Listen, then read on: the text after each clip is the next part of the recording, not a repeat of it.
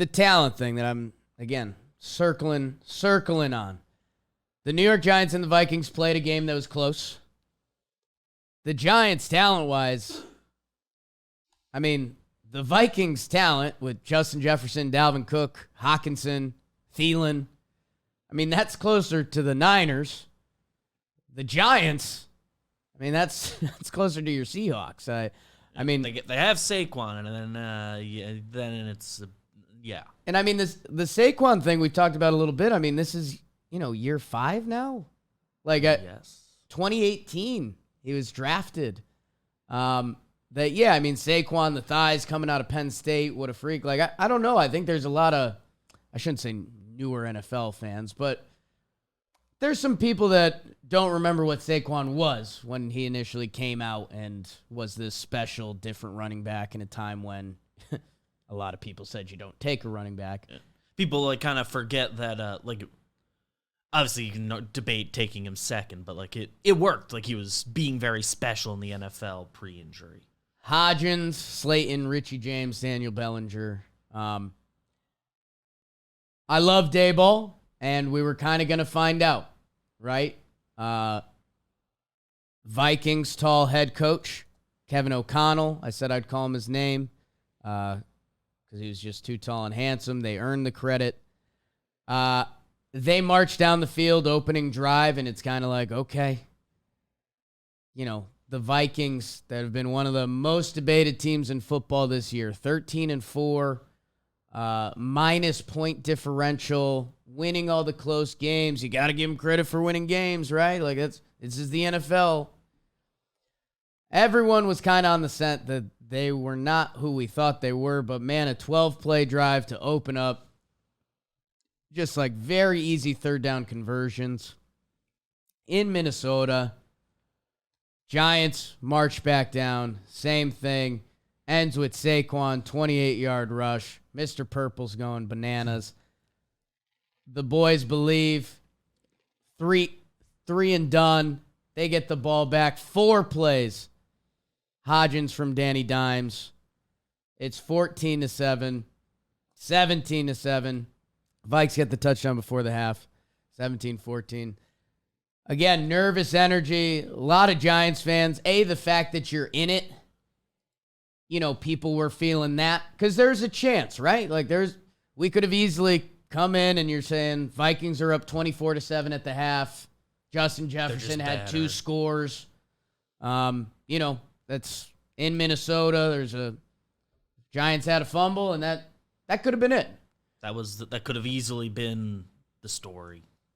They get the ball to start the second half, and they drive down for another touchdown. Danny Dimes to Bellinger. Daniel Jones looked very good all day. A lot of people that aren't as close to the situation, I had some of my buddies joking. I have a group of friends in Oklahoma. I call them my Oklahoma friends. That they were all very impressed by Daniel Jones. Everyone has the image of Daniel Jones as like, kind of not that good. He is an athlete. Like when he runs and he had that one stiff arm, I mean, that had the place going bananas. That's when you realize football people are different. The crowd was getting rowdy. That being said, it's tied at 24. The Giants do it again, and they drive 12 plays. Another touchdown. Saquon second. Mentioned roommate Jeff. DraftKings on the board with that. And then the defense holds. And everyone, as this game built, and coming into it, the Giants had no injury report. Everyone was all hype about that. They're going to have dudes on defense. This defense might look better than it had. Kirk's stat line ends up looking okay. 31-39, 2 touchdowns, no INTs. But it's the thing with Kirk Cousins that sometimes the numbers can lie a little bit. And if you see him on 4th down, throwing to the tight end in the flat, when you need a 4th and 8 when your season on the line, I mean, as a Vikings fan, that's got to drive you insane. Insane. Because it just never had a chance. I I think this is a credit to Brian Daboll, the Giants coaching staff. It was the perfect, you talk about the perfect draw. The Vikings, I mean, they're not a 13-4 team. And everyone was on it all year. And I, again, giving myself some pats on the back today. Everything ended up leveling out this year. The teams that you thought, the Vikings, kind of the Dolphins, Dolphins had more injury stuff, but all year the debate was the Vikings. People were like, I don't. They're not this good. They're not that, and they're not. You're right. like coming into the year, where they were like the fun, like, oh yeah, if it clicks, they'll be a team you don't want to face in the playoffs, but.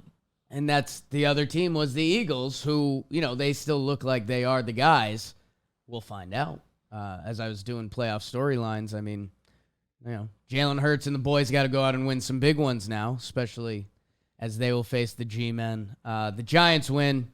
Awesome scene in Mr. Purple. Happy for the Talking Giants guys. Go listen to them. I know I've been teasing Pennick for a little while. We definitely need to get him. Maybe we'll even find some time tomorrow to carve something out. Happy for them. They've been in the grind for a while for some bad Giants teams. The New York Giants win a playoff game this year. Everyone kind of assumed it was going to be Danny Dimes last year. They declined the option. What's going to happen with Saquon? For now, we don't care. Isaiah Hodgins, 8 for 105 and a touchdown. What he's been doing recently, I have to eat some crow on that. I was telling Giants fans, go get a wide receiver because you might get a playoff matchup with the Vikings, and you might be able to win a playoff game this year. They didn't need it. Interested to see what happens with tall, handsome Vikings head coach Kevin O'Connell next. And Kirk, and just what comes of the Vikings. You're not going to shoot down their 13-4 year as a failure, but what we thought would happen in the playoffs ended up happening in the playoffs. So sorry to my Vikings fans, but a lot of Giants fans around us these days. Pretty unreal to see. Canobio having a good time. Always does. Always. Joe's, Lou. I thought I saw Lou Dab. Lou Dab was dabbing. And again, potential scripts. I mentioned, this game could have easily went the other way, but this kind of played out what the Giants script would be to win. With maybe a little boost, the offense was good. I mean, like across the board, especially specifically Daniel Jones and Saquon played like a perfect game on offense, as close as you can get. Wasn't their whole thing they hadn't scored 30 points? It was like 3 years or something since the last time they scored 30 points. They did a couple weeks ago. They did it in the playoff clincher. In the playoff game in Minnesota. Maybe if you believe in other sports stuff, New York and Minnesota, Vikings, 41-0. There's a lot of talk about that beforehand. I don't know. I think it was a Kirk Cousins and a Vikings team that didn't feel like 13-4. There was a little bit of blood in the water. And Daboll's a flat-out dude. Like, he is climbing the head coaching rankings. Look, Daniel Jones was looked at as, like, done. Broken. Like, not good. Like, he was looking like he was heading towards being a career backup. Yeah. Like he can stick around as a backup. Right, because he could come in, he could run a little bit. He's a bright guy, and he's got some tools. So nice fella. If someone gets hurt on your team, you can give it to him. No, he's good with a little bit of good coaching. You talk yourself into. I mean, for next, they're still playing, so not even talking about next year. But I'm talking about next. You talk yourself into if they draft another receiver, trade for Hopkins or whoever, you get real tools around them with this coaching staff. Don't lose Mike Kafka. You get to a very, very fun place. 301 yards, 2 touchdowns, no interceptions, 17 carries for 78 yards. I mean, that's a big boy game. Like I think I've never gone and looked specifically at his rushing game logs, but he's closer to more of those than I think anybody wants to give him credit for. He's a very, very smart, very good runner. I mean, this is a Josh Allen game. Like the Josh Allen game, who Daboll coached him up. His tools are, I think, closer to a Josh Allen than anyone ever would give him credit for. Not saying he's that, Right. but no, I closer mean, to that than anyone. He doesn't have the power running like Allen Than has, anyone but was he ready has, for that. he has more speed than him, and when he's throwing the ball like that. And just, frankly, not to shit talk the Vikings while they're it was nice to be on the other end of like a not just straight up bad team making just weird choices. Yeah. That third down Cousins pass play is the one that sticks out the most. But there were a few of those. Like, that's what they ran. Yeah. That's the play they picked.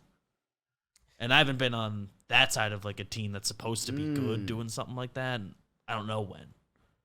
You play bad teams and that happens. Lou or Joe's was very much saying the game was over after that play.